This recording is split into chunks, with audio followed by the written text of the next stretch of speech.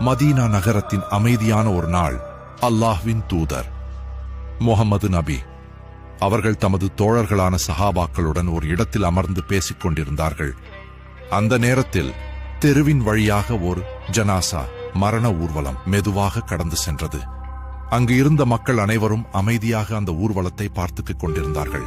அந்த ஜனாசா அருகில் வந்ததும் நபி அவர்கள் உடனே எழுந்து நின்றார்கள். அவர்களுடன் இருந்த சஹாபாக்களும் ஆச்சரியமாக பார்த்தார்கள். ஒருவர் மெதுவாக கூறினார், யா ரசூல் அல்லாஹ், அவர் ஒரு முஸ்லிம் இல்லையே, அதாவது இஸ்லாமை சேர்ந்தவர் அல்லாத ஒருவரின் ஜனாசா தானே, பிறகு ஏன் அதற்கு மரியாதை கொடுக்க வேண்டும்? அப்போது நபி அவர்கள் அமைதியாக அவர்களை நோக்கி பார்த்து கூறினார்கள், அவரும் ஒரு மனித ஆத்மாதானே என்று நபி அவர்கள் கூறினார்கள். அந்த ஒரு வார்த்தை அங்கே இருந்த அனைவரின் இதயத்தையும் தொட்டது.